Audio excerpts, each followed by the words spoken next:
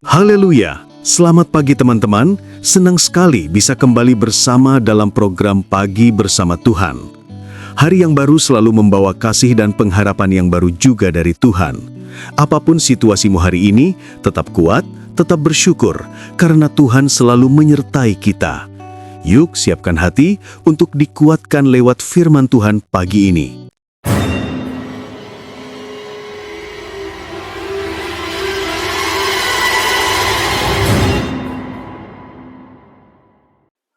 Haleluya. Selamat pagi Bapak Ibu Saudara yang dikasihi Tuhan Yesus Kristus. Kembali kita berjumpa dalam program Pagi Bersama Tuhan. Renungan kita pagi hari ini berjudul Jangan Berhenti di Zona Nyaman. Mari kita baca Bilangan 32 ayat 1-15, tapi saya akan baca ayatnya yang ke-6. Masakan saudara-saudaramu akan pergi berperang, sedangkan kamu tinggal di sini? Sebelum kita lebih jauh, mari kita berdoa. Terima kasih buat hari yang baru yang Tuhan berikan pada kami. Saatnya kami mau merenungkan firman-Mu, tetapi sebelumnya kami mohon sucikan, kuduskan, dan layakkan kami. Terima kasih Tuhan, dalam nama Yesus, haleluya, amin. Bapak Ibu Saudara yang dikasihi Tuhan Yesus Kristus, hari baru, kasih karunia baru. Nafas yang Tuhan beri hari ini adalah tanda bahwa rencana Tuhan atas hidup kita belum selesai. Bapak Ibu Saudara yang dikasihi Tuhan, setiap pagi kita punya dua pilihan. Bangun dengan keluhan atau bangun dengan iman. Kalau kita memilih iman, kita sedang berkata, Tuhan, aku percaya Engkau masih pegang kendali hidupku.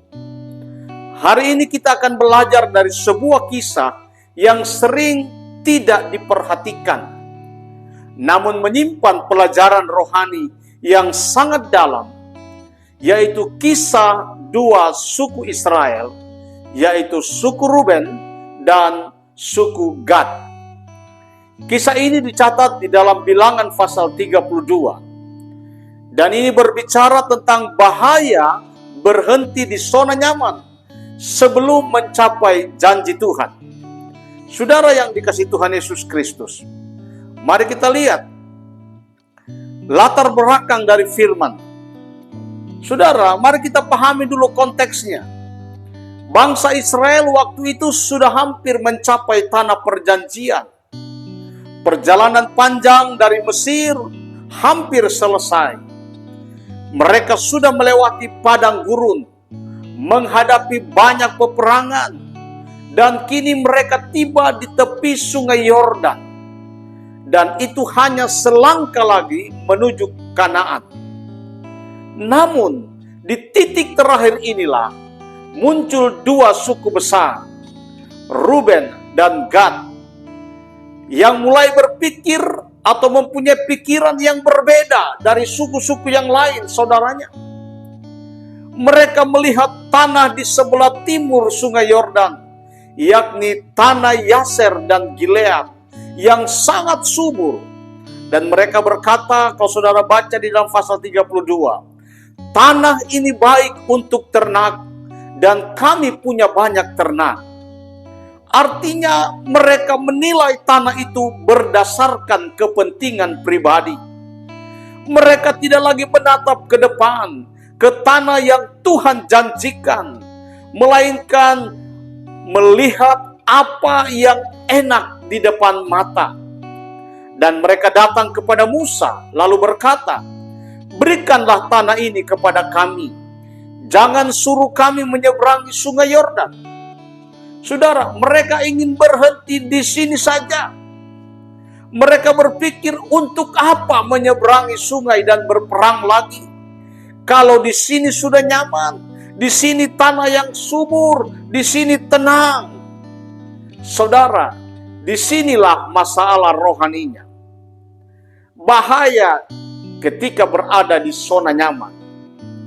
Zona nyaman rohani adalah tempat di mana kita merasa cukup. Padahal Tuhan masih mau membawa kita lebih dalam dan lebih tinggi lagi.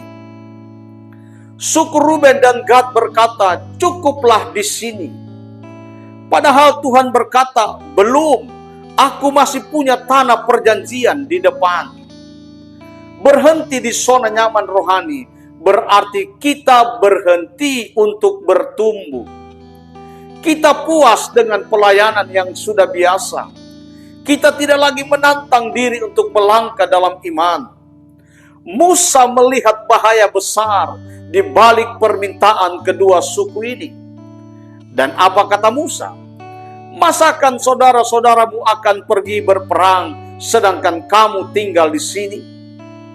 Musa menegur kedua suku ini dengan tegas karena Musa tahu ketika seseorang berhenti melangkah, maka semangat orang lain akan ikut melemah. Saudara, di dalam gereja begitu pun. Kalau ada pelayan Tuhan yang berkata, saya sudah cukup, biar yang muda saja. Maka jemaat muda akan kehilangan contoh untuk berjuang. Kita tidak pernah berhenti berjuang sampai seluruh janji Tuhan tergenapi. Saudara, Musa mengingatkan sejarah. Setelah menegur, Musa mengingatkan sejarah kelam bangsa itu. Ia berkata, demikian juga nenek moyangmu berbuat seperti di Kades Barnea. Saudara, apa yang terjadi di Kades Barnea? Dulu, 12 pengintai diutus melihat tanah Kanaan. Tetapi ketika mereka kembali, 10 orang membawa kabar buruk dan menakutkan bangsa itu. Dan akibatnya bangsa Israel tawar hati dan tidak mau maju. Mereka lebih percaya pada ketakutan daripada janji Tuhan. Dan apa yang terjadi? Akhirnya Tuhan murka. Dan generasi itu binasa di padang gurun selama 40 tahun. Dan sekarang Musa berkata, apakah kalian mau mengulangi kesalahan yang sama? Musa melihat sejarah hampir terulang. Generasi baru yang juga takut melangkah, lebih memilih tanah yang nyaman daripada tanah yang dijanjikan. Sejarah rohani bisa berulang kalau kita tidak belajar dari kesalahan masa lalu. Tuhan ingin kita melangkah dengan iman, bukan dengan pandangan mata. Tuhan ingin kita percaya pada janji, bukan pada kenyamanan. Saudara, panggilan Tuhan untuk taat penuh. Ruben dan Gad sebenarnya tidak salah ingin tanah yang subur. Tetapi yang menjadi permasalahan, mereka ingin berkat tanpa perjuangan.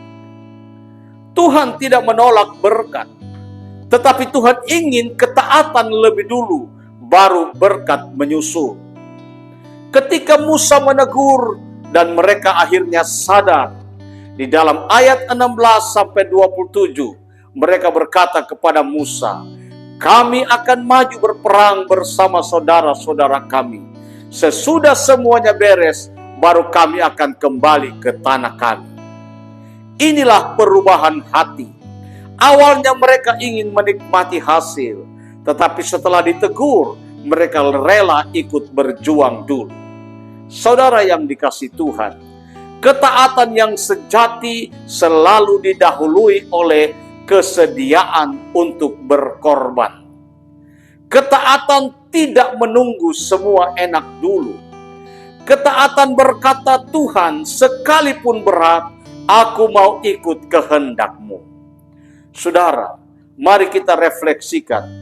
Apakah dalam hidup kita saat ini, kita sedang seperti Ruben dan Gad? Mungkin Tuhan sudah membawa kita cukup jauh, tapi kita mulai berkata, Tuhan, cukup di sini saja. Saya tidak mau melangkah lebih jauh. Mungkin kita sudah puas dengan pelayanan kecil, padahal Tuhan mau kita memperluas pengaruh. Atau mungkin kita sudah cukup dengan iman yang lama, padahal Tuhan mau kita naik ke level iman yang baru. Saudaraku, jangan berhenti di tengah jalan rohani Anda. Jangan berhenti hanya karena sudah baik. Tuhan tidak berhenti pada yang baik. Tuhan selalu menuju yang sempurna. Filipi 1 ayat 6 berkata, yang telah memulai pekerjaan yang baik di antara kamu akan menyelesaikannya sampai pada Kristus, pada hari Kristus Yesus. Saudaraku yang dikasihi Tuhan, pagi ini firman Tuhan mengingatkan kita, jangan berhenti hanya karena sudah nyaman. Jangan berhenti karena takut melangkah. Jangan puas dengan berkat yang kelihatan, sebab janji Tuhan yang sejati ada di depan. Mungkin hari ini saudara sedang di tanah Gilead, tempat yang terasa baik, tapi bukan tujuan akhir.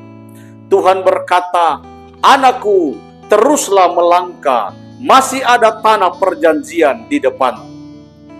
Kalau Tuhan memanggil kita untuk menyeberang, itu artinya ada berkat yang lebih besar menanti. Dan kalau Tuhan memanggil kita untuk berjuang, itu artinya kemenangan sudah disiapkan di ujung sana. Mari kita berdoa. Bapa di surga, terima kasih untuk firman-Mu hari ini. Engkau menegur kami dengan lembut, agar kami tidak berhenti di zona nyaman.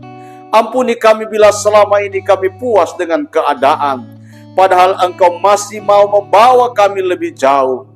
Tuhan, berikan kami hati yang taat, hati yang mau melangkah dalam iman, hati yang siap berjuang bersama saudara seiman, sampai seluruh rencana-Mu tergenapi.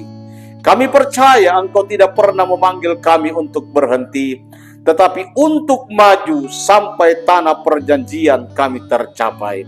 Terima kasih Tuhan. Hamba berdoa buat seluruh pendengar di mana saja mereka berada. Berkati pekerjaan mereka, berkati usaha mata pencaharian mereka, berkati apapun yang mereka kerjakan yang berkenan kepada Tuhan. Dan biarlah belas kasihan-Mu ada atas bangsa kami ini juga Tuhan. Di dalam nama Yesus kami sudah berdoa, haleluya, amin. Bapak Ibu Saudara yang dikasihi Tuhan Yesus Kristus, kalau renungan firman Tuhan pagi hari ini memberkati saudara, jangan lupa membagikannya juga kepada orang lain, agar mereka juga diberkati dan dilawat oleh Tuhan. Tuhan Yesus memberkati. Amin.